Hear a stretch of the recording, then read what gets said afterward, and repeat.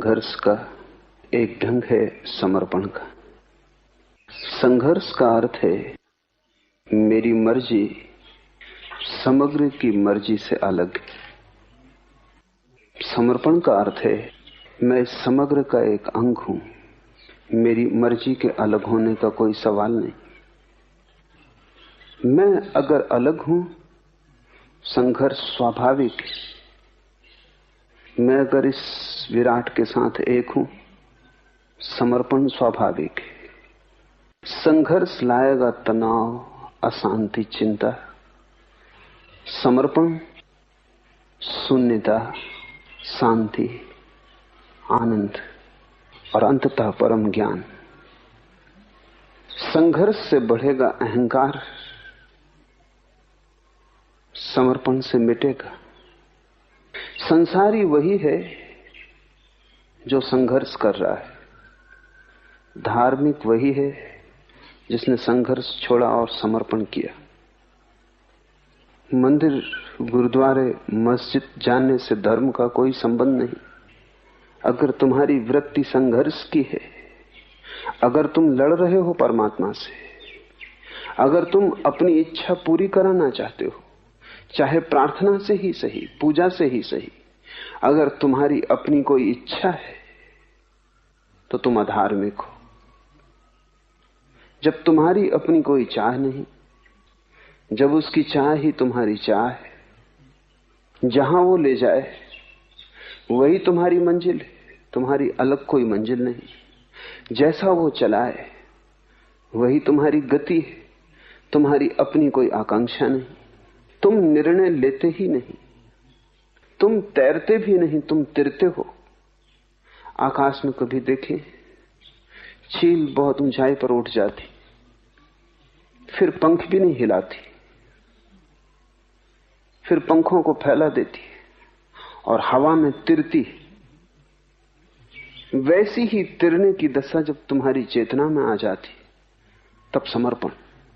तब तुम पंख भी नहीं हिलाते, तब तुम उसकी हवाओं पर तिर जाते हो, तब तुम निर्भर हो जाते हो। क्योंकि भार संघर्ष से पैदा होता है, भार प्रतिरोध से पैदा होता है। जितना तुम लड़ते हो उतने तुम भारी हो जाते हो, जितने भारी होते हो उतने नीचे गिर जाते हो। जितना तुम लड़ते नहीं उतने हल्के हो जाते हो, जितने हल्के होते हो उतने ऊंचे उठ जाते हो।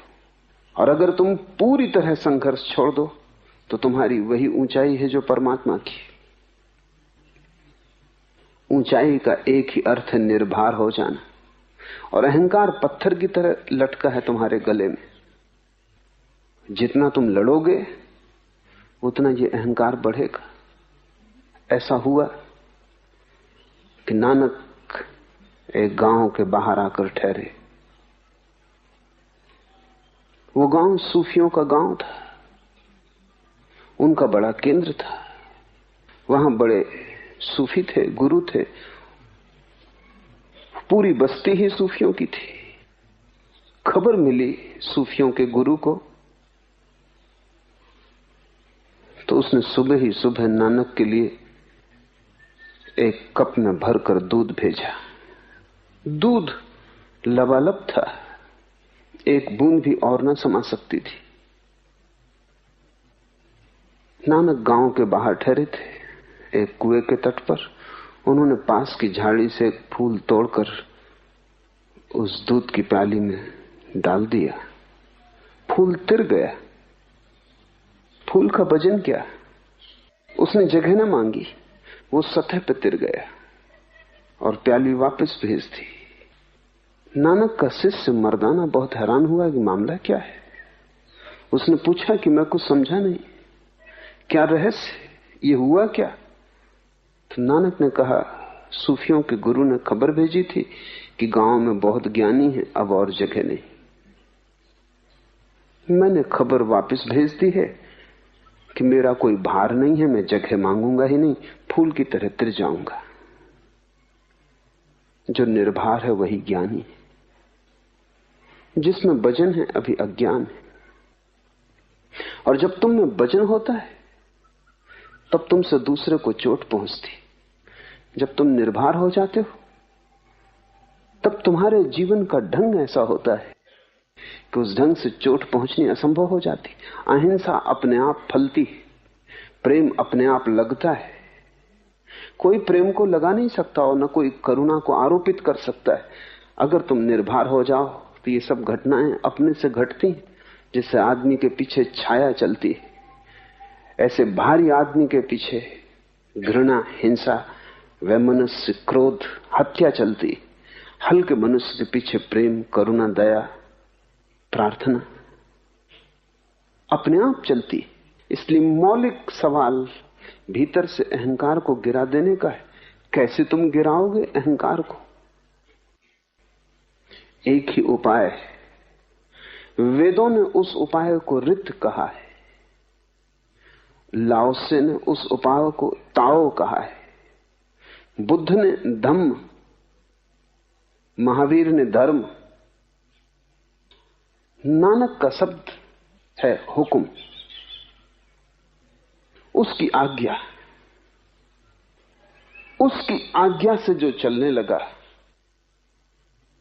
जो अपनी तरफ से हिलता डुलता भी नहीं, जिसका अपना कोई भाव नहीं, कोई चाह नहीं, जो अपने को आरोपित नहीं करना चाहता, वो उसके हुक्म में आ गया। यही धार्मिक आदमी है। और जो उसके हुक्म में आ गया वो सब पा गया। कुछ पाने को बचता नहीं, क्योंकि उसके हुक्म को मानना उसके हृदय तक पहुंच जाने का द्वार है। अपने को ही मानना, उससे दूर हटते जाना है। अपने को मानना है कि तुमने परमात्मा की तरफ पीठ कर ली।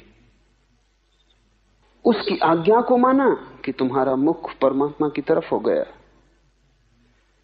तुम सूरज की तरफ पीठ करके जीवन भर भागते रहो तो भी अंधेरे में रहोगे, और तुम सूरज की तरफ मुंह इसी क्षण कर लो तो जन्मों जन्मों का अंधेरा कट जाएगा। परमात्मा के सन्मुख होने का एक ही उपाय है, और वो ये है कि तुम अपनी मर्जी छोड़ दो। तुम तैरो मत, बहो, तुम तिरो, वो काफी है। तुम अकारण ही बोझ ले रहे हो, और तुम्हारी सफलताएं, असफलताएं तुम्हारे अहंकार के ही रोग है। और तुम्हारी हालत वैसी है जैसा मैंने सुना है कि एक रथ गुजर रहा था और एक मक्खी उसके पहिए की कील पर बैठी थी। बड़ी धूल उठती थी, रथ बड़ा था, 12 घोड़े जुड़े थे, बड़ा भयंकर आवाज, बड़ी धूल उठती थी। उस मक्खी ने आसपास देखा और कहा कि आज मैं बड़ी धूल उड़ा रही हूं। रथ से उड़ रही है धूल, मक्खी कील पर बैठी पर सोच रही है आज मैं बड़ी धूल उड़ा रही हूं, और जब इतनी धूल उड़ा रही हूं तो इतनी ही बड़ी हूं। तुम सफल भी होते हो उसके ही कारण। जो भी तुम पाते हो उसके ही कारण। तुम रथ पर बैठी एक मक्खी से ज्यादा नहीं हो। भूल के भी मत सोचना कि इतनी धूल मैं उड़ा रहा हूं। धूल है तो उसके रथ की, यात्रा है तो उसके रथ की, लेकिन तुम अपने को बीच में मत ले लेना। तुमने सुनी होगी बात उस छिपकली की कि मित्रों ने उसे निमंत्रित किया था और कहा कि आओ आज थोड़ा जंगल में घुमाएं। उस छिपकली ने कहा जाना मुश्किल है, क्योंकि इस छप्पर को कौन संभालेगा। छप्पर गिर जाएगा तो जिम्मेवारी मेरे ऊपर होगी। छिपकली सोचती है कि छप्पर को महल के वही संभाले हुए। छिपकली को लगता भी होगा। तुमने सुनी होगी कहानी कि एक बूढ़ी औरत के पास एक मुर्गा था। वो सुबह बांग देता था तभी सूरज उगता था।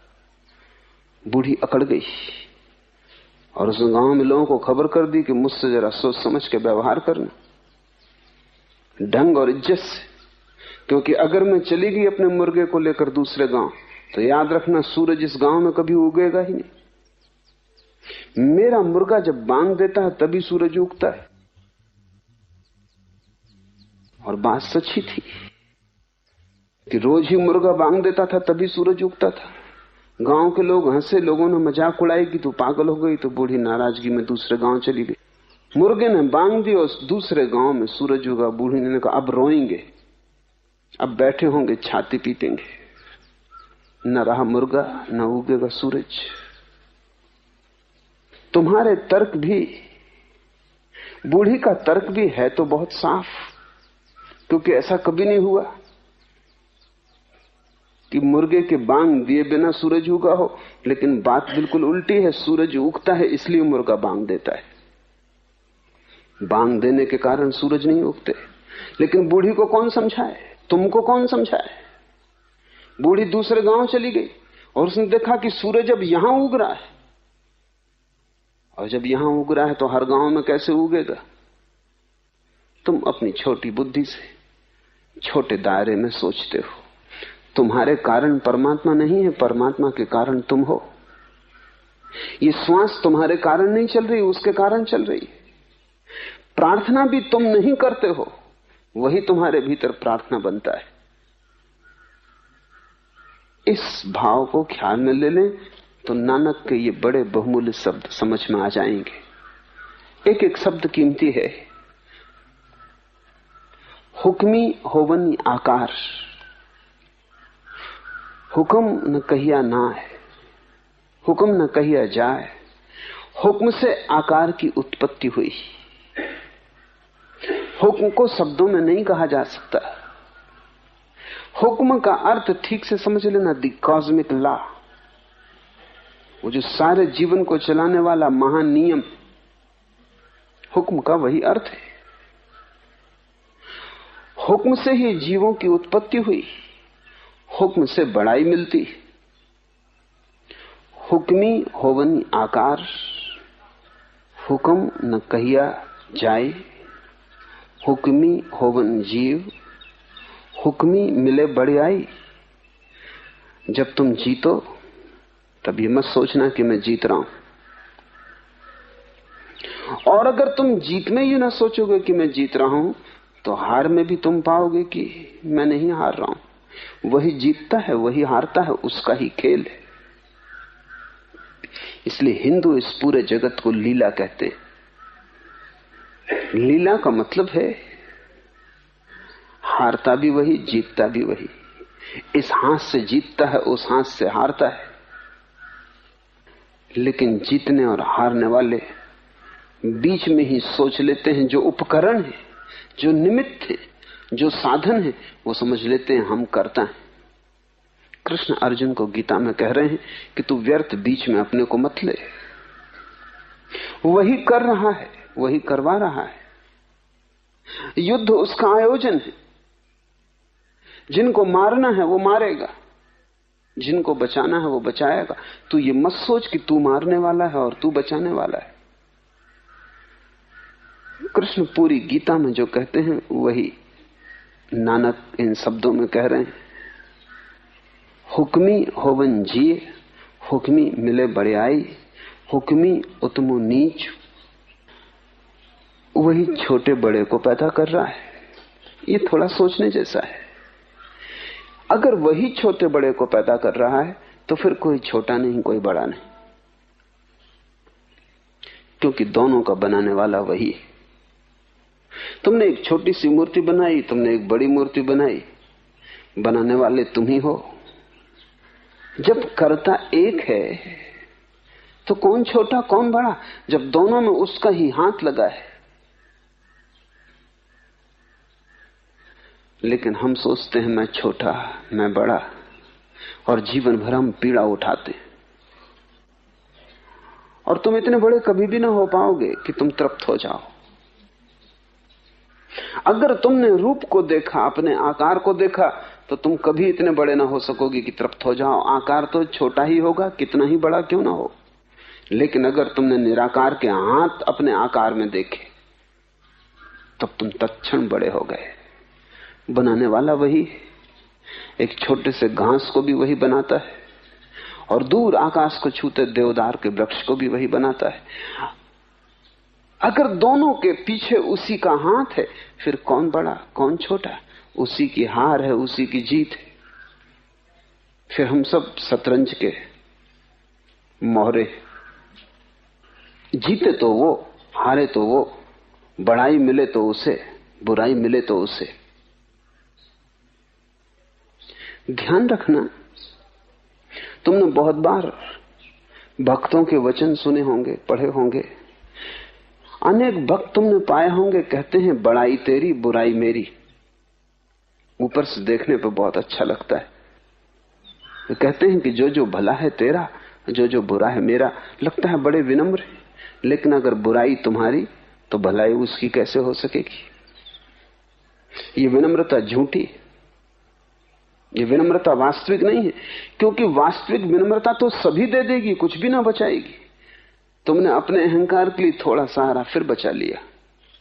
और तुम कितना ही ऊपर ऊपर से कहो कि बड़ाई तेरी और बुराई मेरी, लेकिन जब बुराई मेरी है तो बड़ाई तेरी होगी कैसे? असफलता मेरी और सफलता तेरी, ये बात थोथी। या तो दोनों मेरे होंगे या दोनों तेरे होंगे। इसलिए झूठी विनम्रता और सच्ची विनम्रता में बड़ा फर्क है। झूठी विनम्रता कहती है कि मैं तो आपके पैरों की धूल हूं, लेकिन हूं जरूर। और जब कोई आदमी कहता है मैं आपके पैरों की धूल हूं, तब उसकी आंखों में देखना, वो आपसे अपेक्षा कर रहा है कि आप भी कहो कि नहीं नहीं आप, और कैसे, मैं आपके पैरों की धूल हूं। उसकी आंखों में चाह है। और अगर आप मान लो कि बिल्कुल ठीक कह रहे हैं, यही तो मेरा विचार है, तो वो आदमी सदा के लिए दुश्मन हो जाएगा और कभी आपको माफ ना कर सकेगा। बड़ाई भी उसकी, बुराई भी उसकी। हम बीच में आते ही नहीं हैं। हम तो बांस की पोंगरी हो गए, वो गीत जैसा गाया उसका। इतनी भी अकड़ क्यों अपनी बचा के रखना कि अगर भूल चूक होगी तो मेरी, तब तो मैं बच गया, तब तो थोड़ा सा मैंने अपने को बचा लिया।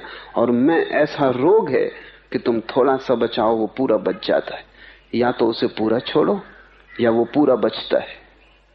तुम उसकी रत्ती भी बचाओ तो वो पूरा का पूरा बचा हुआ है, वो कहीं गया नहीं, तुमने छिपाया है। नानक कहते हैं हुक्म से आकार की उत्पत्ति हुई। हुक्म को शब्दों में कहा नहीं जा सकता। जीवन में जो भी महत्वपूर्ण है उसे शब्दों में नहीं कहा जा सकता। और हुक्म तो सबसे महत्वपूर्ण बात है, उसके पार तो कुछ भी नहीं है। शब्द तो काम चलाऊ है, साधारण जीवन का काम चल जाता है, लेकिन असाधारण को शब्दों में प्रकट करने का कोई उपाय नहीं। उपाय न होने के कई कारण हैं, वो समझ लेने चाहिए। एक, उस अलौकिक की प्रतीति मौन में होती है, और जिसे हम मौन में जानते हैं उसे शब्द में कैसे कहेंगे? शब्द और मौन विपरीत है। जब उसका अनुभव होता है तब भीतर कोई शब्द नहीं होते, तब परम सन्नाटा होता है। उस परम सन्नाटे में उसकी प्रतीति होती है। तो जिसको शून्य में जाना है उसको शब्द में कैसे बांधिएगा? माध्यम बदल गया। शून्य अलग माध्यम है, शून्य निराकार का माध्यम है। शब्द आकार है, सब शब्द आकार देते हैं, तो निराकार को आकार में कैसे बांधिएगा? इसलिए जिन्होंने भी जाना है उन्हें बड़ी अड़चन है, कैसे कहें उसे? ऐसा ही समझो कि तुमने एक सुंदर संगीत सुना और तुम किसी बहरे को समझाना चाहते हो। सूफियों की एक पुरानी कहानी है। ऐसा हुआ कि एक चरवाहा अपनी भेड़ों को एक पहाड़ के किनारे पे चरा रहा। दोपहर हो गई, राह देखते देखते थक गया। उसकी पत्नी भोजन लेकर न आई। ऐसा तो कभी न हुआ था। भूख उसे जोर से लगी थी। फिर उसे चिंता भी पकड़ी कि कहीं पत्नी बीमार तो नहीं हो गई, कोई दुर्घटना तो नहीं हो गई। ऐसा कभी हुआ ही न था, लेकिन वो था बिल्कुल वज्र बहर, बधिर, सुन नहीं सकता था। उसने आसपास देखा कि कोई आदमी हो, देखा कि एक लकड़हारा लकड़ी काट रहा है। वो झाड़ पे चढ़ा था। वो उसके नीचे पहुंचा और उसने कहा, मेरे भाई जरा मेरी भेड़ों का ध्यान रखना। मैं जरा घर हुआ हूं, पत्नी भोजन नहीं लाई है, दौड़ के अभी ले आऊंगा। वो आदमी भी बहरा था जो लकड़ी काट रहा था। उसने कहा, जा जा, हमारे पास बातचीत का कोई वक्त नहीं, मैं अपने काम में लगा हूं, तुझे बातचीत की सूझी। पर जब उसने कहा जा जा, तो ये समझा कि वो कह रहा है कि जा तू अपनी रोटी ले आ, मैं तेरे भेड़ बकरी की फिक्र कर लूंगा। ये भागा हुआ घर गया, रोटी लेके आया, लौट को उसने अपनी भेड़ों की गिनती की, बराबर थी, धन्यवाद देने गया कि आदमी बड़ा प्यारा है, अच्छा है, ईमानदार है, फिक्र रखा, एक भी भेड़ न भटकी। फिर उसे ख्याल आया धन्यवाद कोरा क्या देना, एक लंगड़ी भेड़ थी उसके पास, उसे आज नहीं कल काटना ही था, सोचा ये से भेंट कर दें। वो लंगड़ी भेड़ लेके आया और उसने कहा कि मेरे भाई बड़े बड़े धन्यवाद, तुम्हारी बड़ी कृपा, ये भेड़ स्वीकार कर लो, ऐसे भी इसे काटना ही था। वो दूसरे बहरे ने कहा, तेरा क्या मतलब, मैंने तेरी भेड़ लंगड़ी की। विवाद बढ़ गया, क्योंकि वो एक चिल्ला रहा था कि मैंने तेरी भेड़ देखी नहीं, मुझे मतलब क्या, और दूसरा कह रहा था मेरे भाई इसको स्वीकार कर लो। तो दोनों बहरे थे और बड़ी कठिनाई थी। एक राहगीर एक घोड़े पर, एक चोर जो घोड़े को चुरा के जा रहा था, वो रास्ता भटक गया था, वो इन दो आदमियों से पूछने आया था, इन दोनों ने उसको पकड़ लिया, वो भी बहरा था। वो समझा कि पकड़े गए, यही घोड़े के मालिक। ये दोनों उससे कहने लगे कि भाई जरा इसको समझा दो कि मैं भेड़ भेंट दे रहा हूं और ये नाहक नाराज हो रहा है, चिल्ला रहा है। और वो दूसरा बोला कि मैंने इसकी भेड़ों का कोई छुआ भी नहीं, लंगड़े होने का कोई सवाल नहीं। उस तीसरे ने कहा, भाई घोड़ा जिसका भी हो ले लो, मुझसे जो भूल हो गई मुझे माफ करो। ये विवाद चल ही रहा था और कोई रास्ता नहीं दिखाई पड़ता था, क्योंकि कोई किसी की सुन ही नहीं रहा था। तब एक सूफी फकीर वहां से गुजर रहा है, उसे तीनों ने पकड़ लिया और कहा कि हमारा मामला सुलझा दो। उसने मौन की कसम ले रखी थी, जीवन भर के लिए चुप हो गया था। समझ लिया उसने तीनों का मामला, लेकिन अब करे क्या। तो पहले उसने जो घोड़े पर सवार चोर था उसकी आंखों में गौर से देखा। उसने इतने गौर से देखा कि थोड़ी ही देर में घोड़े का चोर बेचैन होने लगा कि यह आदमी या तो सम्मोहित कर रहा है या क्या इरादे। वो इतना घबरा गया कि छलांग लगा अपने घोड़े पर चढ़ा और भाग गया। तब उस सूफी फकीर ने दूसरे आदमी की आंखों में देखा जो भेड़ों का मालिक था। उसको भी लगा कि यह आदमी तो बेहोश कर देगा, देखी जाता है अपलक। वो जल्दी से सिर झुका के अपनी भेड़ियों को खदेड़ के अपने घर की तरफ चल पड़ा। तब उसने तीसरे की तरफ देखा, वो तीसरा भी डरा, उसकी आंख बड़ी तेजस्वी थी। जो लोग चुप रहते हैं बहुत देर तक उनकी आंखों में एक अलग तेज आ जाता है, क्योंकि सारी ऊर्जा इकट्ठी होती और आंख ही अभिव्यक्ति का माध्यम रह जाती। जब उसने गौर से देखा उस तीसरे की तरफ, वो भी डरा, उसने अपनी लकड़ी का बंडल बांधा और भागा। सूफी हंसता हुआ अपने रास्ते पे चला गया। सूफी ने मामला हल कर लिया तीन बहरों का बिना बोले। यही संतों की तकलीफ है हमारे साथ। तीन बहरे नहीं है, यहां 3 अरब बहरे।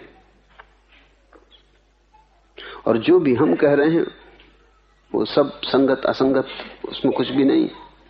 कोई किसी की नहीं समझ रहा है। जिंदगी में संवाद तो हो ही नहीं रहा है, विवाद चल रहे हैं। संत क्या करें? जिन्होंने मौन रहना सीख लिया है वे क्या करें? बोलने का कोई उपाय नहीं है। वे कितना ही बोले, वो सूफी फकीर कितना ही बोलता तो भी वे 3 बहरे को समझ न पाते। 3 की जगह 4 उपद्रव वहां हो जाते। उसने सिर्फ आंख से गौर से उन्हें देखा। संतों ने सिर्फ तुम्हारी तरफ गौर से देखा है और हल करने की कोशिश की, और जो उनके भीतर समाया है वो तुम्हारी आंखों में उंडेलना चाहा है। इसलिए साध संगत की बात करते हैं नानक कि साधुओं के साथ रहो अगर समझना है जो उन्होंने जाना है। संगति करो, सत्संग करो। सुनने कहने से बहुत न होगा। कुछ कहा जाएगा, कुछ तुम समझोगे, लोग बहरे हैं।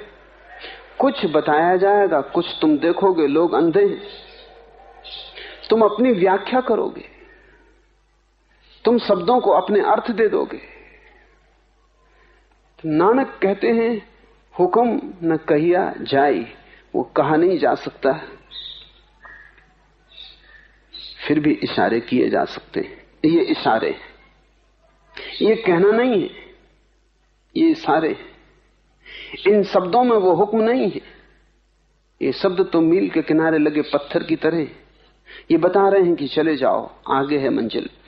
लेकिन बहुत से लोग मील के पत्थर को पकड़ के बैठ जाते। वो तुम भी कर सकते हो।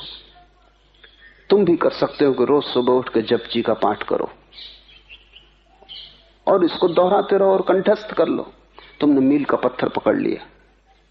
ये तो इशारा है, इसे कंठस्थ करने से कुछ भी ना होगा। इसमें जो जिस तरफ इशारा है उस तरफ चलना पड़ेगा, यात्रा करनी पड़ेगी। धर्म एक यात्रा है। तुम चाहे जपजी को पकड़ो, चाहे गीता को, चाहे कुरान को, अगर तुम पकड़ के बैठ गए तो तुमने मील के पत्थर को छाती से लगा लिया। समझो और आगे बढ़ो। जैसे जैसे तुम आगे बढ़ोगे वैसे वैसे राज प्रकट होगा। हुक्म को शब्दों में नहीं कहा जा सकता। हुक्म से ही जीवों की उत्पत्ति होती है, हुक्म से ही बड़ाई मिलती है, हुक्म से ही कोई छोटा है कोई बड़ा है, हुक्म से सुख दुख की प्राप्ति होती है। थोड़ा सोचो, जब तुम्हें दुख मिलता है तो तुम किसी को जिम्मेवार ठहराते हो। अगर जिम्मेवार ही ठहराना है तो हुक्म को जिम्मेवार ठहराओ। पति दुखी है तो सोचता है पत्नी जिम्मेवार है, पत्नी दुखी है तो सोचती है पति जिम्मेवार है, बाप दुखी है तो सोचता है बेटा जिम्मेवार है। अगर जिम्मेवारी ही देनी है तो परमात्मा को दो, उससे छोटे में काम ना चलेगा। लेकिन बड़ा मजा है, तुम जब भी दुखी हो तो अपने आसपास जिम्मेवारी किसी के कंधे पे टांग देते हो, और जब भी तुम सुखी हो तब तुम खुद मानते हो कि मेरे ही कारण मैं सुखी हूं। ये तर्क किस भांति का है? सुखी हो तब तुम अपने कारण, और दुखी हो तब किन्हीं और के कारण। इस वजह से न तो तुम दुख को हल कर पाते हो और न तुम सुख का राज खोज पाते हो, क्योंकि दोनों हालत में तुम गलत हो। न तो दूसरा जिम्मेवार है दुख के लिए और न तुम जिम्मेवार हो सुख के लिए। दोनों के पीछे परमात्मा जिम्मेवार है। और अगर एक ही हाथ से सुख दुख आ रहे हैं तो उनमें भेद क्या करना, फर्क क्या करना? एक मुसलमान बादशाह हुआ, उसका एक गुलाम था। गुलाम से उसे बड़ा प्रेम था, बड़ा लगाव था, वो बड़ा स्वामी भक्त था। एक दिन दोनों जंगल से गुजरते थे। एक वृक्ष में एक ही फल लगा था। सम्राट ने फल तोड़ा, जैसी उसकी आदत थी उसने एक कली काटी और गुलाम को दी। गुलाम ने चखी और उसने कहा मालिक एक कली और गुलाम मांगता ही गया। फिर एक ही कली हाथ में बची। सम्राट ने कहा इतना स्वादिष्ट है। गुलाम ने झपट्टा मार के वो एक कली भी छीननी चाहिए। सम्राट ने कहा यह हद हो गई, मैंने तुझे पूरा फल दे दिया और दूसरा फल भी नहीं है, और अगर इतना स्वादिष्ट है तो कुछ मुझे भी चखने दे। उस गुलाम ने कहा कि नहीं, स्वादिष्ट बहुत है और मुझे मेरे सुख से वंचित न करें, दे दें। लेकिन सम्राट ने चख ली। वो फल बिल्कुल जहर था, मीठा होना तो दूर, उसके एक टुकड़े को लीलना मुश्किल था। सम्राट ने कहा पागल, तू मुस्कुरा रहा है और इस जहर को तू खा गया, तूने कहा क्यों नहीं? उस गुलाम ने कहा जिन हाथों से इतने सुख मिले हों और जिन हाथों से इतने स्वादिष्ट फल चखे हों, एक कड़वे फल की शिकायत। फलों का हिसाब ही छोड़ दिया है, हाथ का हिसाब है। जिस दिन तुम देख पाओगे कि परमात्मा के हाथ से दुख भी मिलता है, उस दिन तुम उसे दुख कैसे कहोगे?